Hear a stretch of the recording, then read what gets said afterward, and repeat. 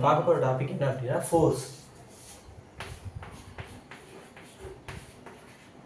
Okay, ஃபோர்ஸ்னால் என்ன அப்படின்னா ஒரு ஆப்ஜெக்டை ரெஸ்ட்லேயே இல்லை மூவிங்கில் இருக்க ஆப்ஜெக்டை ஃபர்தராக மூவ் பண்ணுறதுக்கோ இல்லை மூவிங்கில் இருக்க ஆப்ஜெக்டை ஸ்டாப் பண்ணுறதுக்கோ போகிற எஃபோர்ட் இருக்குல்ல, அதுதான் ஃபோர்ஸ். ஓகேவா? Produce motion R motion movement ரெண்டு ஒன்று தான். ஓகேவா? ஆர் மாடிஃபை தி மோஷன். ஓகேவா? ஒன்று ரெஸ்ட்டில் இருக்கிறத மூவ் பண்ணுறது, மூவ் பண்ணி ஒரு மூமெண்ட்டை ப்ரொடியூஸ் பண்ணுறதுக்கு பேர் ஃபோர்ஸ் அப்படி வச்சுக்கலாம். இல்லை ஆல்ரெடி மூவிங்கில் இருக்கிறத ஸ்டாப் பண்ணுறதுக்கோ இன்னும் ஃபர்தராக மூவ் பண்ணுறதுக்கோ ஒரு எஃபர்ட்டை மோஷன்னு வச்சுக்கலாம். ஓகேவா? ஃபோர்ஸ்னு ஃபோர்ஸ் அதான் ஃபோர்ஸ் டிஃபைன் ஆஸ். ஓகேவா? Force act on the two variety of object. ஓகேவா? ஒன்று ஸ்டேபிளாக இருக்க ஆப்ஜெக்ட் மேலே ஃபோர்ஸை ஆக்ட் ஆகலாம் ஒன்று. இன்னொன்று டைனமிக் மீன்ஸ் மூவ் ஆகுது. இது மூவிங்கில் இருக்குது. இது ரெஸ்ட்டில் இருக்க ஆப்ஜெக்ட் மேலே ஒரு ஃபோர்ஸ் கொடுத்து அதை ஃபர்தராக கொஞ்சம் தள்ளுறோம் அப்படின்னா அதுவும் ஃபோர்ஸ் தான். இல்லை ஆல்ரெடி மூவிங்கில் இருக்க ஆப்ஜெக்டை இன்னும் ஃபர்தராக புஷ் பண்ணி தள்ளுறோம் இல்லை ஸ்டாப் பண்ணுறோம் அப்படின்னாலும் அதுவும் ஃபோர்ஸ் தான். ஓகேவா? ஃபோர்ஸை இதில் வேல்யூ பண்ணோம் அப்படின்னா ஃபோர்ஸ் கால்குலேட்டட் இன் நியூட்டன்ஸில் கால்குலேட் பண்ணோம் ஃபோர்ஸை. நியூட்டனில் எப்படி டிஃபைன் பண்ணால் 1 kg வெயிட்டை 1 மீட்டர் டிஸ்டன்ஸுக்கு நகர்த்துறதுக்கோ இல்லை தூக்கி வீசுறதுக்கோ போகிற எஃபோர்ட் இருக்குல்ல, அது 1 நியூட்டன். 1 kg ஒரு ஆப்ஜெக்ட், இந்த ஆப்ஜெக்ட் இருக்குது, இதை ஒரு இங்கே இருக்க மாதிரி 1 மீட்டர் டிஸ்டன்ஸுக்கு மூவ் பண்ணுறதுக்கு போகிற எஃபோர்ட் இருக்குல்ல, அதுதான் 1 நியூட்டன். ஓகேவா?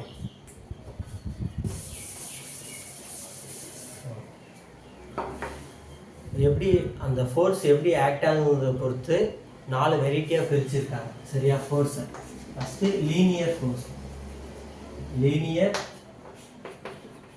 Force, rotational force,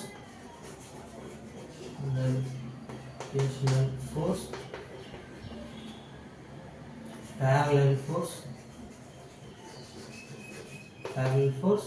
concurrent force. 4 வெரைட்டியாக பிரிச்சுருக்காங்க. ஃபஸ்ட்டு லீனியர் ஃபோர்ஸ்னால் என்னன்னு பார்க்கலாம். இப்போ லீனியர் ஃபோர்ஸில் எக்ஸாம்பிள்ஸ் பார்க்கலாம். லீனியர் ஃபோர்ஸ்னால் என்னென்னு சொன்னோம்? 2 சேம் மேக்னிடியூட் இருக்க 2 பர்சன் ஆர் ஃபோர்ஸு ஒரு ஆப்ஜெக்ட் மேலே கொடுக்கும்போது சேம் லைனில் கொடுக்கும்போது எந்த மாதிரி மூவ்மெண்ட்லாம் ப்ரொடியூஸ் ஆகலாம் அப்படின்னு பார்க்க போகிறோம். சரியா? ஃபஸ்ட்டு இதுதான் ஒரு ஆப்ஜெக்ட். இங்கே ஏங்கிற பர்சன் இருக்கார், இங்கே பிங்கிற பர்சன் இருக்கார். 2 பேரும் இந்த டைரக்ஷனில் இந்த பொருளை அப்படி கட்டி இழுக்கிறாங்க. இப்படி மூவ் ஆகிட்டு இந்த டைரக்ஷனில் மூவ் ஆகிட்டு வருது. இதுக்கு பேர் என்ன அப்படின்னா புல்லிங் லீனியர் ஃபோர்ஸ். ஓகேவா? புல் பண்ணுறதுனால புல்லிங் லீனியர் ஃபோர்ஸ்னு சொல்கிறோம். ஓகேவா? இதுவே சேம் ஆப்ஜெக்டை ஏ அண்டு பி சேர்ந்து புஷ் பண்ணுறாங்க, இந்த டைரக்ஷனில் தள்ளுறாங்க. இப்படி கை வச்சு தள்ளுறாங்க. தள்ளினோம்னா ஆப்ஜெக்ட் என்ன பண்ணும்? இந்த டைரக்ஷனில் மூவ் ஆகும். புஷ் பண்ணுறது புஷ்ஷிங் லீனியர் ஃபோர்ஸ்னு சொல்கிறோம். ஓகேவா?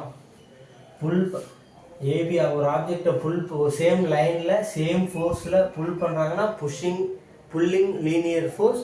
அதுவே சேம் பர்சன் சேம் மேக்னிடியூடில் சேம் லைனில் புஷ் பண்ணுறாங்க அப்படின்னா அதனால இருக்கிற மூமெண்ட்டை புஷ்ஷிங் லீனியர் ஃபோர்ஸ்னு சொல்கிறோம். ஓகேவா?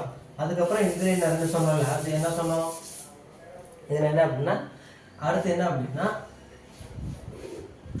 A and B ஈக்குவல் ஃபோர்ஸில் ஆப்போசிட் டு ஈச் அதர். இவர் இங்கிட்டு ஏ இங்கே உள்ள தள்ளுறாரு, பியும் இப்படி உள்ள தள்ளுறாரு. ஏபி 2 பேருமே சேமாக புஷ் பண்ணும்போது ஆப்ஜெக்ட் ஏ சேம் ஃபோர்ஸில் புஷ் பண்ணும்போது ஆப்ஜெக்ட் ரெண்டுமே மூவ் ஆகுது, மிடில்லையே இருக்கும். Which is called equilibrium. ஓகேவா?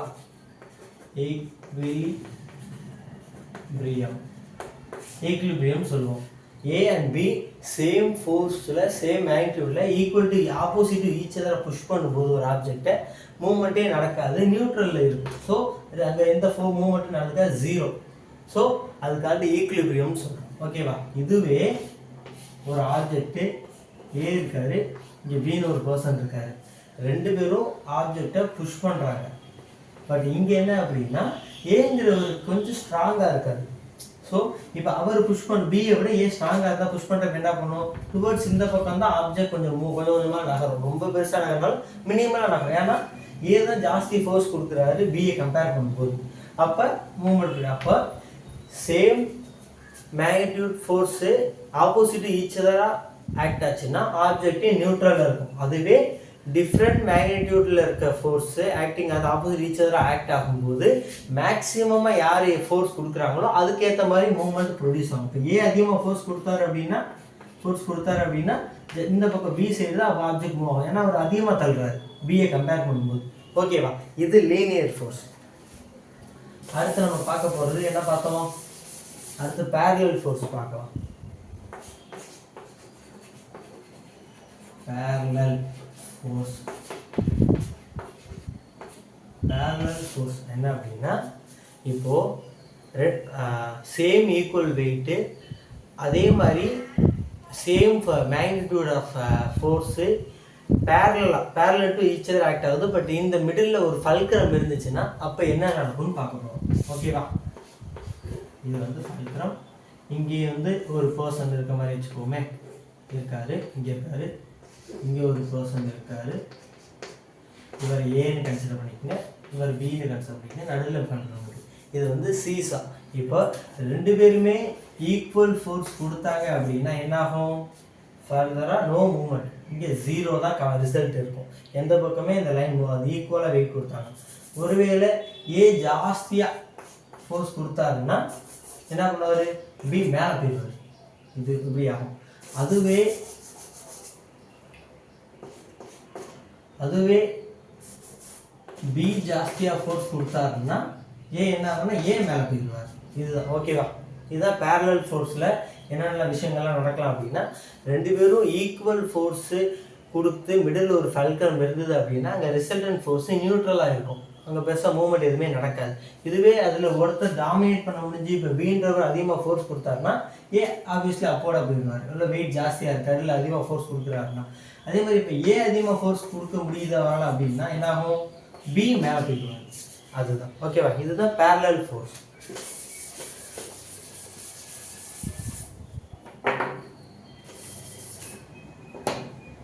அதுக்கப்புறம் ரொட்டேஷனல் ஃபோர்ஸ். ரொட்டேஷனல்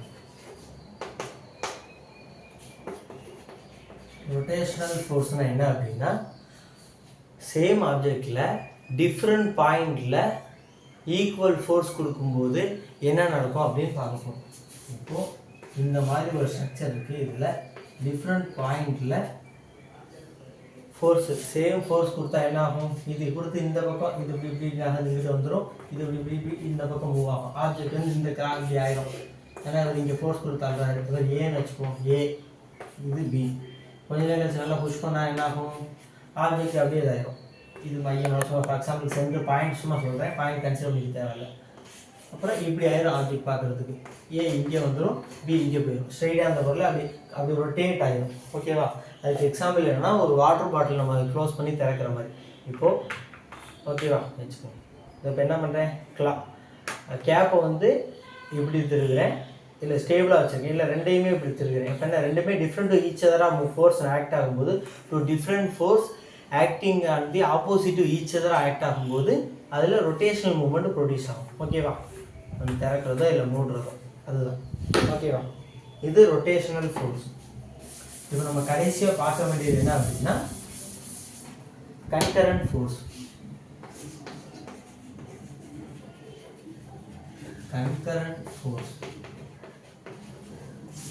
கன்கரண்ட் ஃபோர்ஸ்னால் என்ன அப்படின்னா, அதே மாதிரி ஒரே ஆப்ஜெக்டில் ரெண்டு equal fours are different force acting perpendicular to each other. ஓகேவா? பெர்பெண்டிகுலர்னா என்ன சொல்லுவோம், இந்த இது இப்படி 90 டிகிரி மாதிரி ஆக்ட் ஆச்சுன்னா பெர்பெண்டிகுலர் மீனிங்கில் சொல்லுவோம்.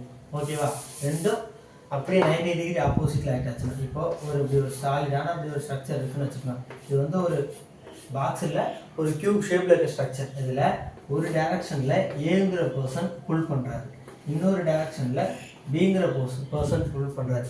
ரெண்டு பேருமே ஒருவேளை ஈக்குவல் ஃபோர்ஸில் புல் பண்ணாங்கன்னா என்ன நடக்கும் அப்படின்னா, ஆப்ஜெக்ட் இந்த டைரக்ஷனில் இங்கே மூவ் ஆகி வரும்.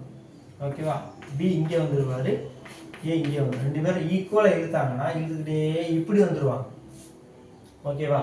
ரிசல்டன்ட் ஃபோர்ஸ் மிடில் ரெண்டு பேரும் ஈக்குவல் ஃபோர்ஸ் கொடுத்து ஒரு ஆப்ஜெக்டை புல் பண்ணுறாங்கன்னா பர்பெண்டிகுலராக இருக்குன்னா ரிசல்டன்ட் ஃபோர்ஸ் இங்கே பெட்வீனில் இருக்கும். ஓகேவா? பட் இதுவே ஒருவேளை ஏ கொஞ்சம் ஜாஸ்தியாக புஷ் பண்ணாங்கன்னா இங்கே வந்து ஆப்ஜெக்ட் கொஞ்சம் இங்கே போக சான்ஸ் இருக்குது. ஒருவேளை பி அதிகமாக புஷ் பண்ணாங்கன்னா கொஞ்சம் இப்படி நகர்ந்து வர சான்ஸ் இருக்குது. மற்றபடி ரெண்டு டிஃப்ரெண்ட் டைரக்ஷனில் பர்பெண்டிகுலர் டீச்சரில் புஷ் பண்ணும் ஒரு ஆப்ஜெக்டை புல் பண்ணும்போது ரிசல்டன்ட் ஃபோர்ஸ் அது இன்பிட்வீன் மிடில் தான் இருக்கும். அது கொஞ்சம் இங்கிட்டும் வரலாம், அங்கிட்டும் போகலாம். ஓகேவா? தேங்க்யூ. நம்ம இது எதுக்காக படிக்கிறோம்னு முதல்ல தெரிஞ்சுக்கணும். ஏன்னா இப்போ நம்ம ஏபின்னு ஒரு பர்சன் படித்தோம். இதை ஒரு போனாக வச்சுக்கோங்க, இதை ஒரு மசிலாக வச்சுக்கோங்க, இதை ஒரு மசிலாக வச்சுக்கோங்க. இப்போ ரெண்டு மசில் ஒரு போனில் ஆரிஜின் போய் இன்சர்ட் அட்டாச் ஆகிருக்கும், இல்லை இப்போ இன்சர்ஷன் ஆகிருக்குன்னா ரெண்டுமே டிஃப்ரெண்ட் பாயிண்டில் ஒரு சேம் டைமில் ஆக்ட் ஆச்சுன்னா resultant force in between the moment in பிட்வீனில் இருக்கும். அந்த மீனிங்காக தான் நம்ம அதை படிக்கிறோம். எதுக்காக படிக்கிறோம்னு தெரிஞ்சிச்சுன்னா, ஏன் படிக்கிறோம் தெரிஞ்சுன்னா கொஞ்சம் ஈஸியாக நமக்கு புரியும், அண்டர்ஸ்டாண்ட் பண்ணிக்க எக்ஸ்ட்ரா ஒரு ஆர்வமும் கிடைக்கும். ஓகேவா? ஃபிசியோ தமிழா சேனலை சப்ஸ்கிரைப் பண்ணுங்கள். தேங்க்யூ.